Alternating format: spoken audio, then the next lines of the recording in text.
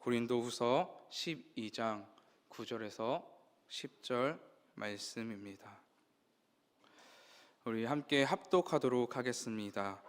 나에게 이르시기를 내 은혜가 내게 족하도다.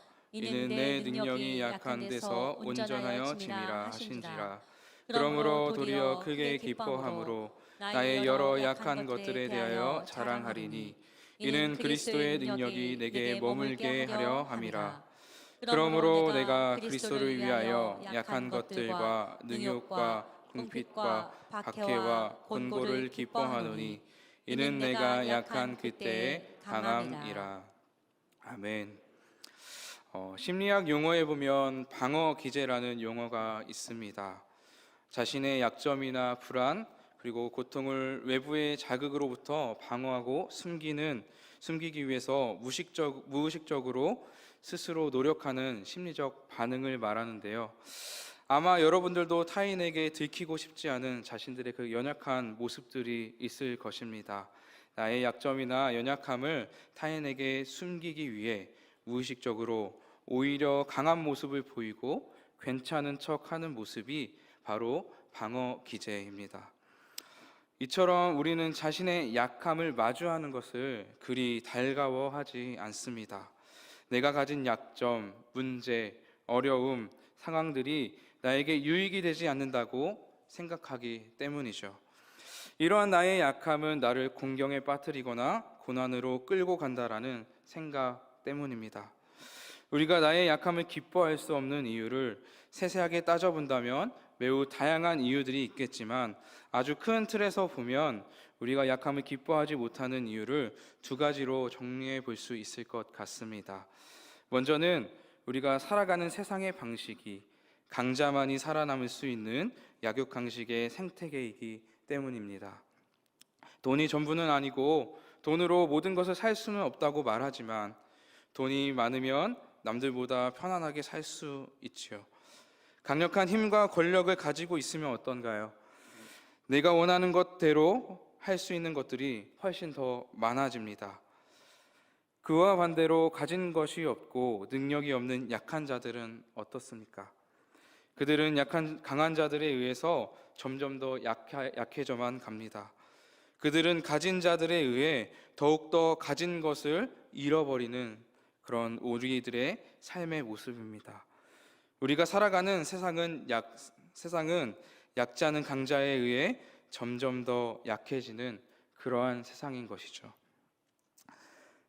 이처럼 우리는 살아가는 세상에서 약함은 좀 더 편리하고 나은 삶을 보장해주지 않습니다.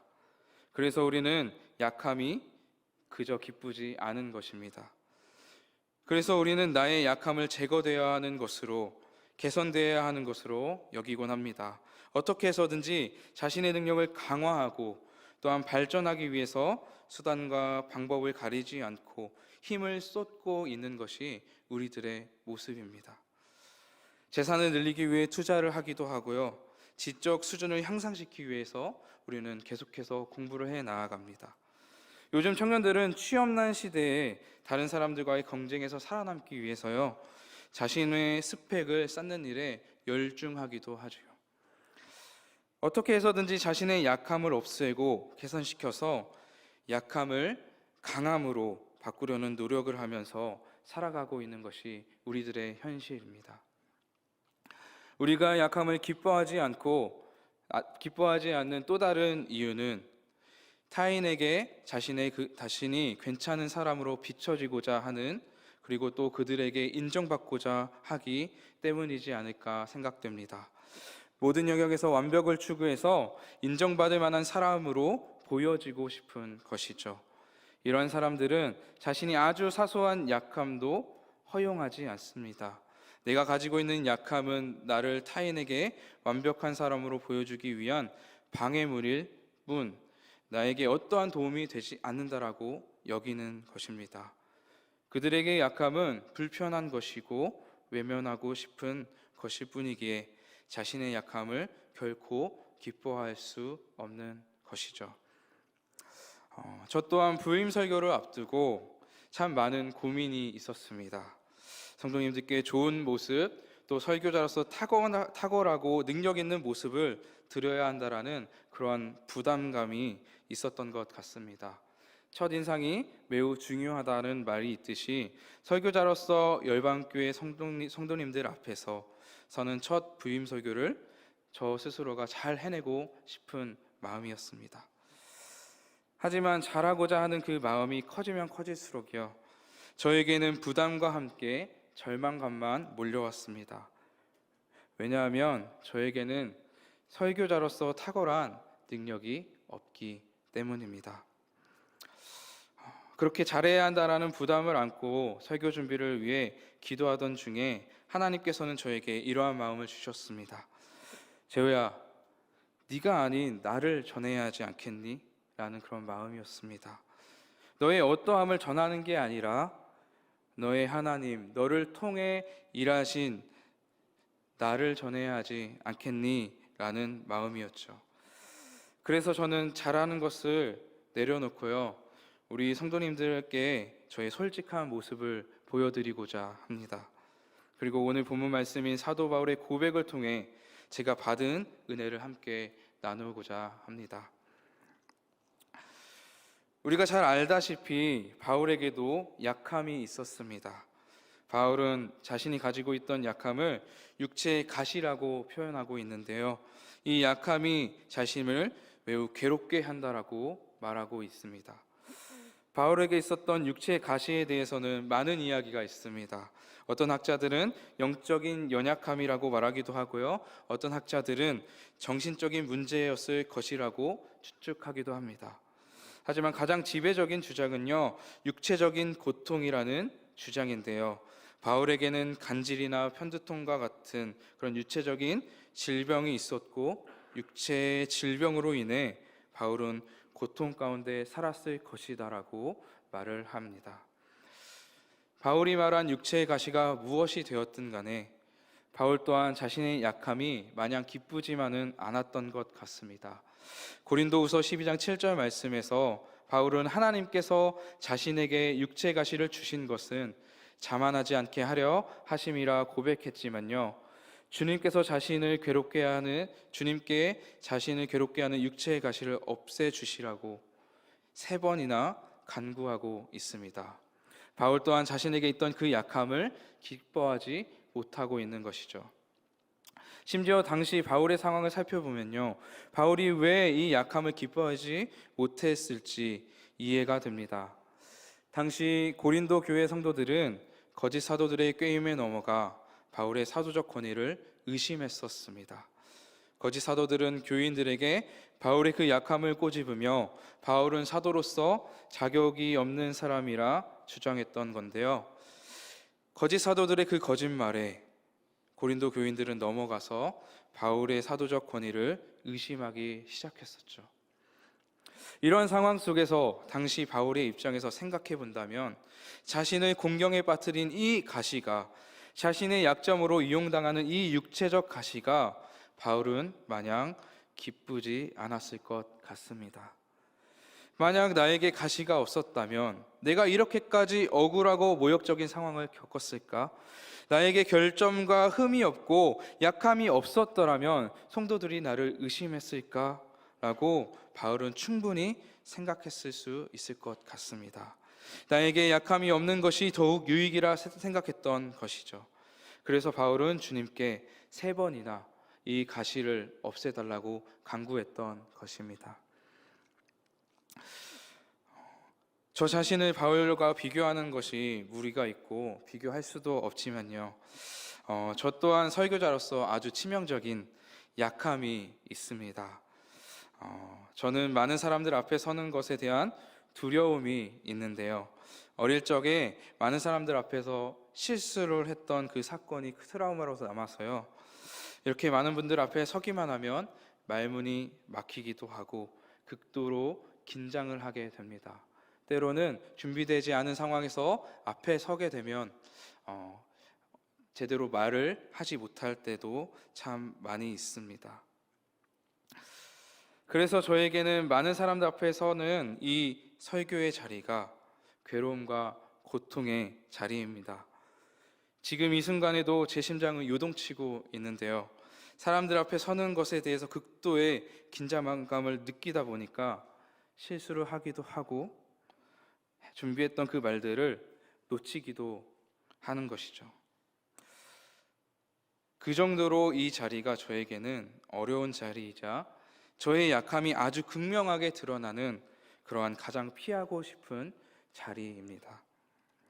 그럼에도 불구하고 제가 설교자로 살아가고 있는 이유는요, 하나님께서 저를 이 자리로 인도하시고 부르셨다라는 확신이 있기 때문입니다. 하나님께서 저를 설교자로 주님의 종으로 부르셨다는 그 사실을 저는 확신하고 믿기 때문이죠. 그럼에도 불구하고 이 자리는 여전히 저에겐 어렵고 괴로운 자리입니다. 그래서 한동안은 하나님께 설교자로서 필요한 능력을 구하기도 했습니다.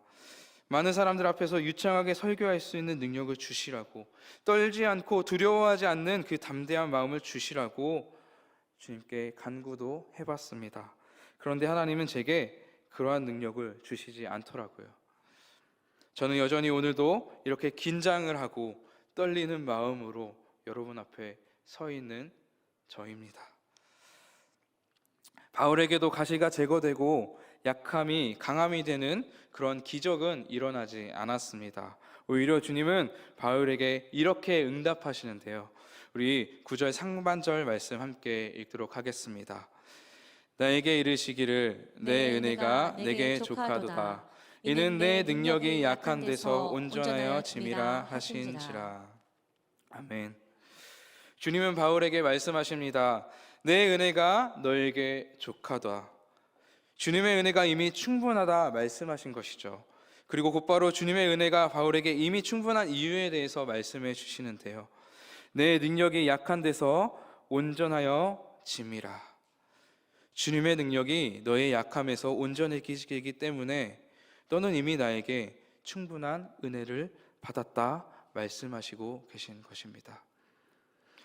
여기서 우리는 주님께서 바울에게 하신 그 말씀이 어떠한 의미인가를 제대로 알지 못한 채 넘어갈 수도 있습니다. 우리는 단순히 바울의 기도의 응답으로 바울에게 충분한 은혜를 주셨구나, 주님께서 응답하셨구나, 주님께서 그 기도에 반응하셨구나 라고 생각할 수 있지요. 그러나 주님께서 바울에게 하신 말씀 속에는 더 큰 의미가 있습니다. 주님께서 바울에게 하신 말씀에는 두 개의 동사가 나옵니다. 그것은 족하다와 온전해지다라는 동사입니다.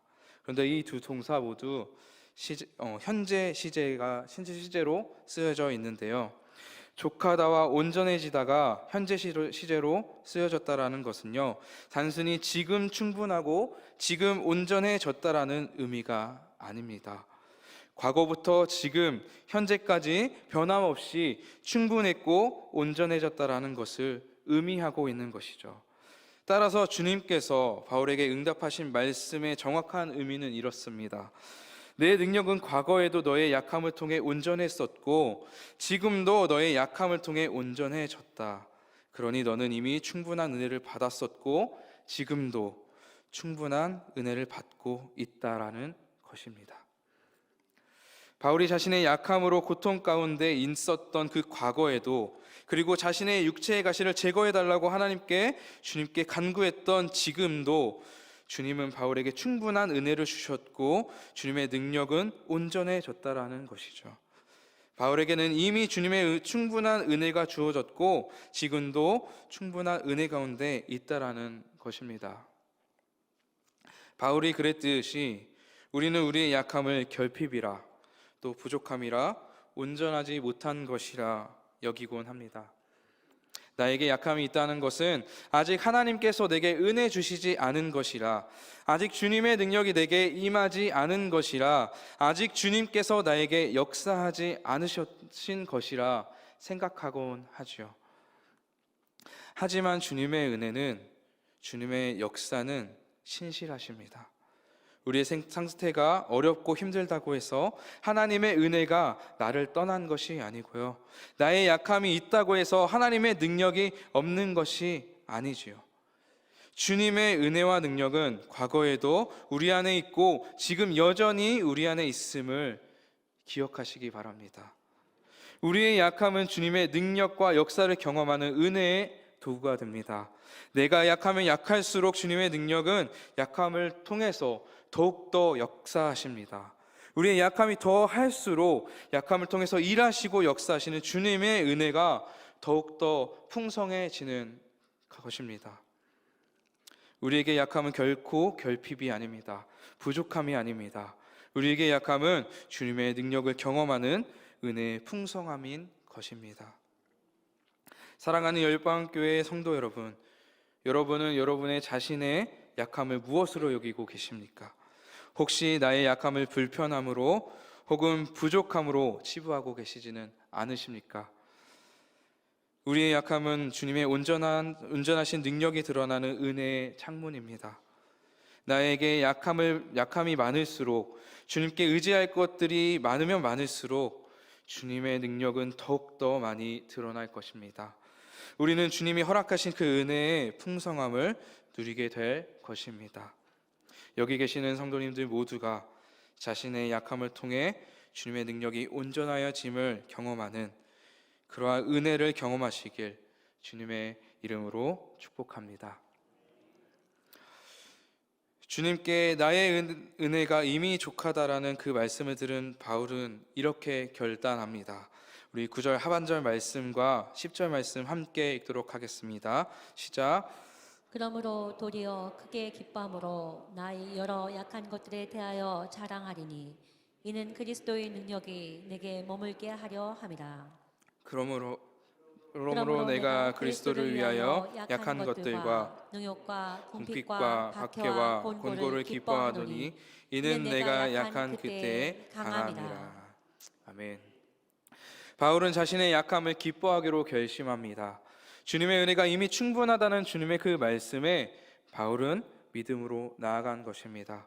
이제 바울에게는 더 이상 약함은 제거해야 할 대상이 아닙니다.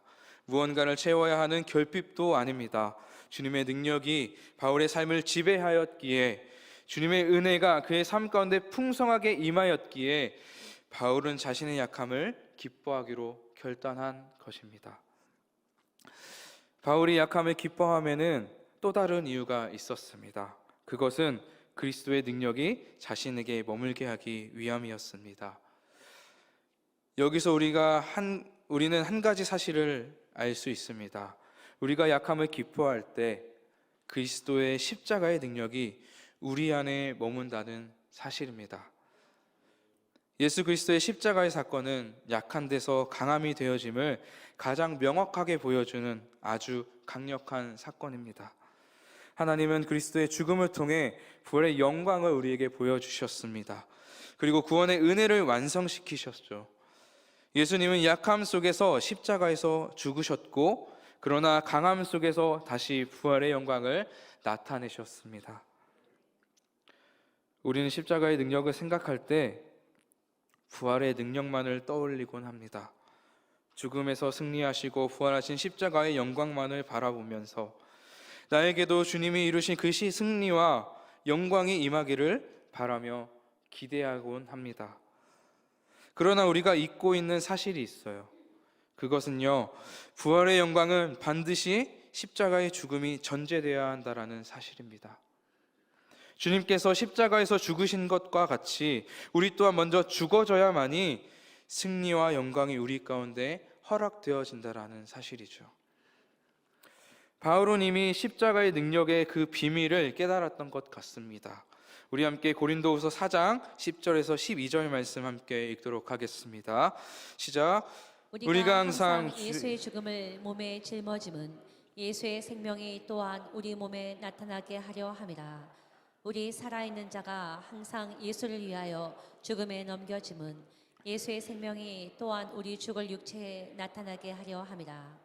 그런즉 사망은 우리 안에서 역사하고 생명은 너희 안에서 역사하느니라. 아멘. 사랑하는 열방교회 성도 여러분, 십자가의 능력은 내가 기도를 열심히 하고 성경을 많이 읽고 봉사를 많이 한다고 해서 얻어지는 것이 아닙니다. 십자가의 능력은 예수 그리스도의 그 십자가를 짊어질 때에만 우리에게 임하는 것입니다. 내가 그리스도와 함께 십자가에 못 박혔나니 그런즉 이제는 내가 사는 것이 아니요 오직 내 안에 그리스도께서 사시는 것이라. 이제 내가 육체 가운데 사는 것은 나를 사랑하사 나를 위하여 자기 자신을 버리신 하나님의 아들을 믿는 믿음 안에서 사는 것이라. 나의 약함과 연약함을 인정하고 내가 죽어질 때 십자가의 능력이 우리 안에 임하며 주님의 그 능력이 나의 죽어짐으로 온전하게 되어질 것입니다.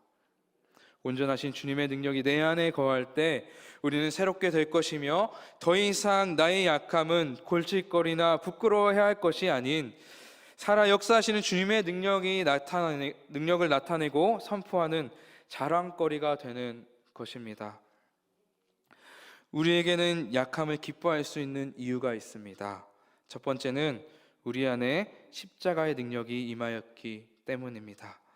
약함으로 강함을 이루시는 십자가의 능력이 우리 안에서 역사하시고 온전하신 주님의 능력이 나의 능력이 되기 때문에 우리는 기뻐할 수 있습니다.